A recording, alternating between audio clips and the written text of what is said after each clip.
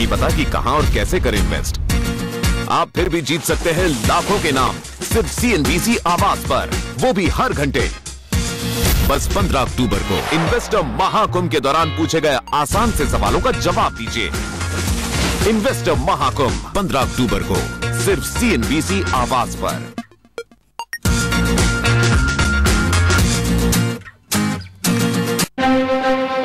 ये है नेटवर्क 18 और आप देख रहे हैं CNBC आवाज।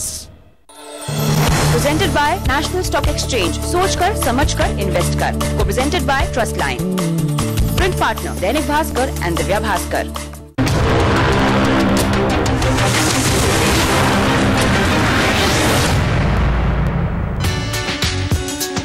हर एक आदमी की फितरत अलग अलग तरह की होती है और उसी से यह तय होता है कि शेयर बाजार में आपको कितना निवेश करना चाहिए, पोर्टफोलियो का कितना हिस्सा शेयर बाजार में आपको लगाना चाहिए। हम आपके सामने कुछ सवाल पेश करेंगे जिनके जवाब देकर आप ये अंदाजा लगा सकते हैं कि आपका रिस्क प्रोफाइल आखिर किस तरह का होना चाहिए। आइए पहले सवाल पर नजर डालते हैं।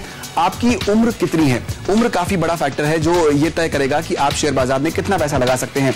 21 से 40 साल, 41 से 55 या फिर आप 55 साल से ऊपर की उम्र के हैं।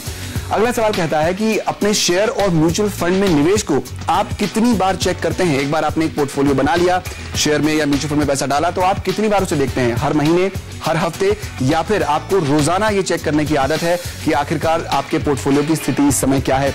अगला सवाल, आप शेयरों में निवेश करते समय कितने लंबे समय के लिए करते हैं? आमतौर पर 3 साल से ऊपर के लिए आप निवेश करते हैं, या फिर आपका जो टाइम होराइजन जिसे हम कहते हैं वो 1 से 3 साल का है, या फिर 1 साल से कम का समय आप रखते हैं और उस समय ही आप अपने मुनाफे या फिर नुकसान को निकाल लेना चाहेंगे। अगला सवाल, आपकी कमाई किस तरह की है? एक तय इनकम है, पक्की इनकम है, सैलरी आपकी आती है, ये भी एक बड़ा फैक्टर है। इसके अलावा दूसरा ऑप्शन ये है कि पक्की लेकिन हर महीने नहीं, यानी कुछ इस तरह का बिजनेस है कि 3 महीने 6 महीने में कुछ पैसा आता है लेकिन हर महीने तय रकम नहीं आती, या फिर ये तय नहीं है कि आपके पास कब और कितना पैसा आएगा। अगला सवाल भी काफी अहम है जो ये कहता है कि अगर इनमें से एक ऑप्शन मिले तो आप किसे चुनेंगे? पहला, 30% का फायदा या फिर 30% का नुकसान। कोई ऐसा सौदा करने को मिल रहा हो जहां पर फायदा तो 30% का है लेकिन नुकसान भी हो सकता है 30% का। अगला ऑप्शन, 10% का फायदा या 10% का नुकसान। आपको फायदा कुछ कम हो रहा है लेकिन नुकसान भी कम हो गया है, आप ये रिस्क लेना चाहेंगे। या फिर तीसरा ऑप्शन, 5% का फायदा और कोई नुकसान नहीं, यानी आप किसी भी तरह के नुकसान को उठाने को तैयार नहीं है लेकिन आपको मुनाफा भी जाहिर तौर पर कम हो रहा है। अगर आपने इन सवालों के जवाब ज्यादातर ए दिए हैं तो आप एक हाई रिस्क यानी अग्रेसिव इन्वेस्टर हैं जो शेयर बाजार में ज्यादा पैसा लगा सकता है। आपके पोर्टफोलियो का एक बड़ा हिस्सा शेयर बाजार में लगा हो सकता है। अगर आपने ज्यादातर जवाब बी दिए हैं तो आप एक मीडियम रिस्क यानी मॉडरेट किस्म के इन्वेस्टर हैं, यानी आपका पोर्टफोलियो कुछ बैलेंस हो सकता है, कुछ फिक्स्ड इनकम में और कुछ शेयर बाजार में आप पैसा लगा सकते हैं। लेकिन अगर ज्यादातर जवाब आपने सी दिए हैं तो आप लो रिस्क यानी कंजर्वेटिव किस्म के इन्वेस्टर हैं जिनके पास शेयर तो होने चाहिए, उनके पोर्टफोलियो का हिस्सा शेयर बाजार में शेयर जरूर होना चाहिए लेकिन वो कुछ कम होगा, तो ज्यादातर हिस्सा फिक्स्ड इनकम से और कुछ कम हिस्सा शेयर बाजार से आएगा। ये ध्यान देने की बात है कि अपना रिस्क प्रोफाइल तय होने के बाद ही आप शेयर बाजार में उतरें। ये समझना जरूर है बाजार में आने से पहले कि बाजार कैसा है, बाजार को जरूर जानें लेकिन उससे पहले खुद को पहचानें।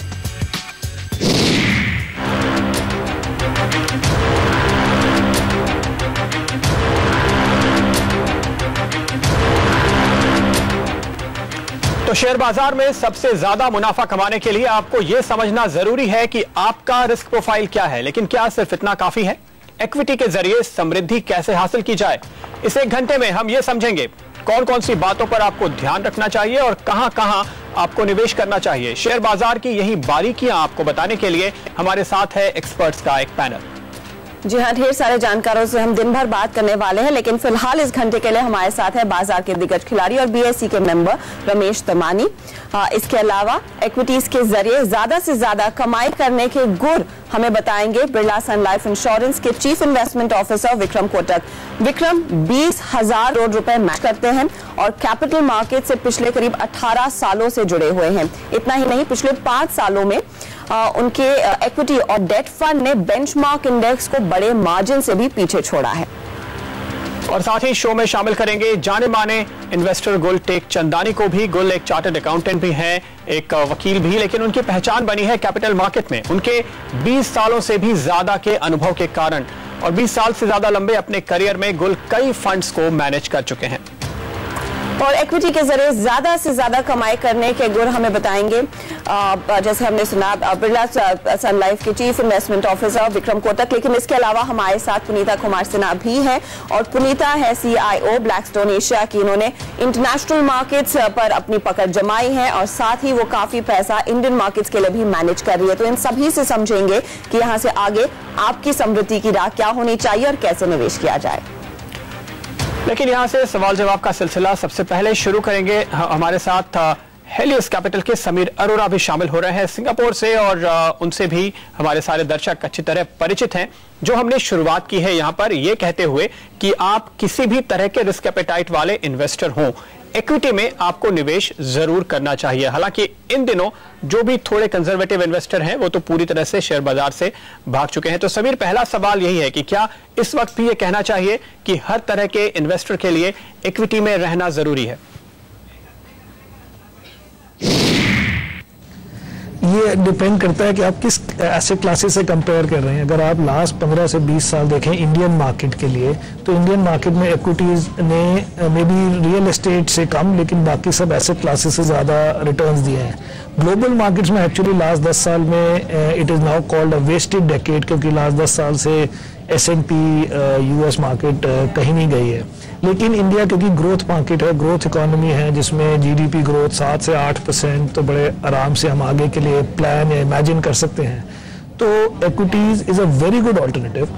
लेकिन ये हर बारी कहना कि हर साल हर फेज में वो हाईएस्ट रिटर्न होगा वो जरूरी नहीं है। ओके, तो यहाँ पर हमने सुना कि समीर बेसिकली कह रहे हैं इक्विटी ऑफ कोर्स यहाँ पर आपको सबसे ज्यादा रिटर्न्स मिले हैं रमेश, लेकिन जैसे समीर ने लास्ट में कहा कि 15 to 20% के रिटर्न्स अब तक लगातार मिलते आए हैं, उसकी आदत में नहीं रहना चाहिए। तब भी आप कहेंगे कि इस समय equity is the best place to be, यहीं पर निवेश करके सबसे ज्यादा रिटर्न्स कमा सकते हैं निवेशक? 20% बोलते हैं, Warren Buffett compounding his money at 22%, became the richest individual in the world. Fabulous return to make in the stock market over a lifetime of investments. But to be invested in the stock market in India is very good, and the reason is that first, capital gains are tax-free in India.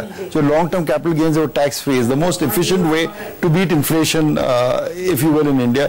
And for the Indian investors, only small amounts of savings, a few lakhs here.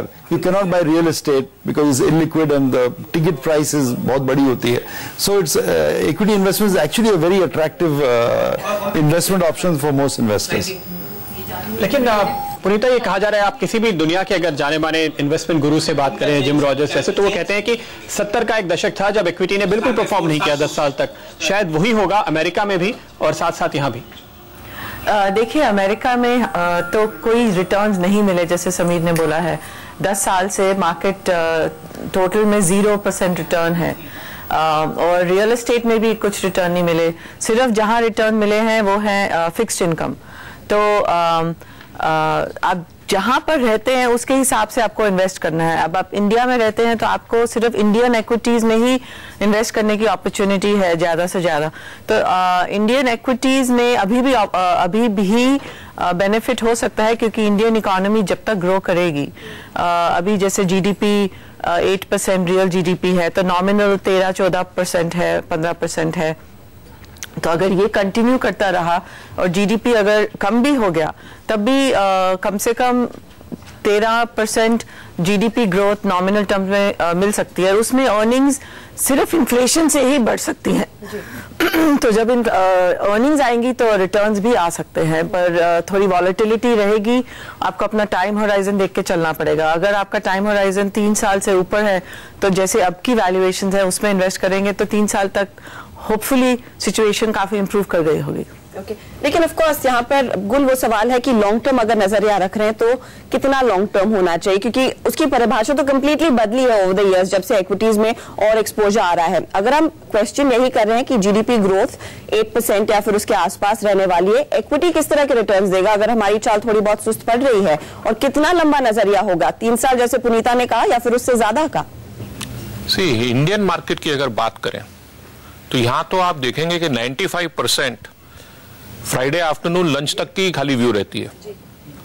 और अगर आप मेरे को पूछेंगे, मुझे पूछेंगे, normally income tax के हिसाब से भी अगर आपको टैक्स भी सेव करना है तो 1 साल का तो मिनिमम होना चाहिए। और अभी जो समय है, जिस समय में हम अभी हैं, वो एक बहुत अच्छा समय है, क्योंकि लास्ट 3 ईयर्स से मार्केट वही रेंज के अंदर है, 20,000 के आजू बाजू घूम रहा है, और अभी तो 17,000 कल ही टच हुआ है। तो I think this is a fantastic time, because last 3 years का जो भी कुछ हुआ है, चाहे वो इंटरेस्ट रेट्स बड़े हो, एंड नेक्स्ट ईयर ये सब चीजें चेंज होंगी, इंटरेस्ट रेट्स कम होंगे। आपने देखा है जो गवर्नमेंट हमारी सो गई थी वो अब फिर नींद में से उठ रही है, कुछ ना कुछ चालू किया है। कल आपने देखा cable digitalization and all these things have started, थोड़ा रिफॉर्म चालू हो गया है, शायद ये स्पीड पकड़ेगा क्योंकि इनको भी पता है इलेक्शन है। तो ये नेक्स्ट 1.5 ईयर में मुझे ऐसा लगता है कि आपको बहुत अच्छे रिटर्न्स मिल सकते हैं। बट इक्विटी में आप रहते हैं तो परमानेंटली, जैसे हम लोग हैं, एक कोर पोर्टफोलियो होता है और एक ट्रेडिंग पोर्टफोलियो, जो अब बी ग्रुप की कंपनीज हैं उनको लेते रहते हैं, बेचते रहते हैं, वो आपको खुद करना पड़ेगा। All of us are adults, we have to decide on our own. उस पर तो हम आएंगे, लेकिन मिस्टर कोटक, जिस तरह से पुनीता जी ने कहा कि जीडीपी को ट्रैक करेगा मार्केट, ऐसा मानिए। इंडिया स्टोरी तो है, 8% की ग्रोथ है। पिछले 2 साल से आप अगर इंडिया की ग्रोथ देखिए, 8.5 थी, अब शायद 7.5 होगी। लेकिन इक्विटी का रिटर्न क्या है? पिछले 2 साल में आपने कभी भी पैसे लगाए हो, आज आप लॉस में हैं, तो जीडीपी के साथ तो नहीं चल रहा है इक्विटी का रिटर्न। बट इसीलिए इंडियन इन्वेस्टर सबसे स्मार्ट माने जाते हैं, क्योंकि इन्होंने इतना पैसा इक्विटी में तो लगाया नहीं है।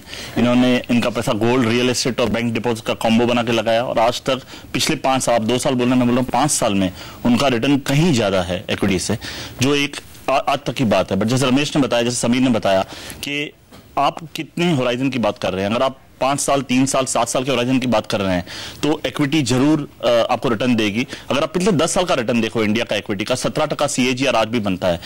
गोल्ड ने थोड़ा ज्यादा दिया, रियल एस्टेट ने बहुत ज्यादा दिया है, लेकिन 17% CAGR on a balance asset allocation is very very important. So 17% return it's a dream, Ramesh सेठ के 22% इज अ ड्रीम।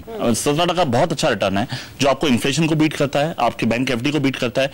तो मेरा मानना है कि जो आज इंडियन इन्वेस्टर का पैसा खाली 5% इक्विटी में आता है टोटल हाउस होल्ड सेविंग का, वो 5% तो आपके जो असेट लोकेशन के फॉर्मूला से काफी कम है।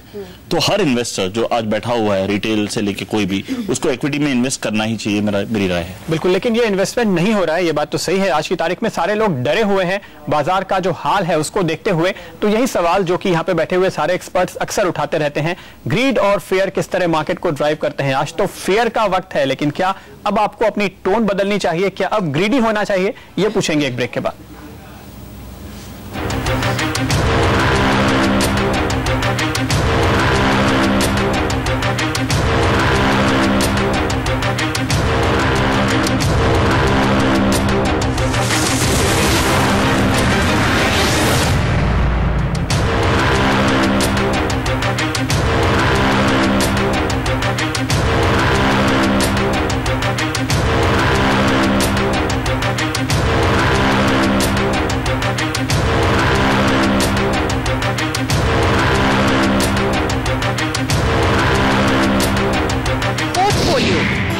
ये किसी निवेशक के इन्वेस्टमेंट की लिस्ट हो सकती है।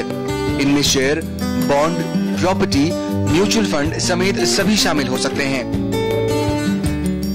नेशनल बॉल पेंटिंग के फाइनल मुकाबले में लकी, पप्पू और छुटकाऊ ने हिस्सा लिया। जहां लकी ने चौक मिट्टी, पप्पू ने पीओपी, वहीं छुटकाऊ ने जेके बॉल पुट्टी का बेस बनाया और कम पेंट का इस्तेमाल करते हुए दीवार को सबसे स्मूथ और खूबसूरत फिनिश दिया और ये प्रतियोगिता जीत। व्हाइट सीमेंट वाली JK wall putty is the best. सीलन से भी पपड़ी का कोई चांस नहीं होता, दीवारें बोल उठेंगी। वही पुरानी ट्रैफिक जैम्स, इसलिए मैंने नई बीट डीजल खरीद ली एंड बॉय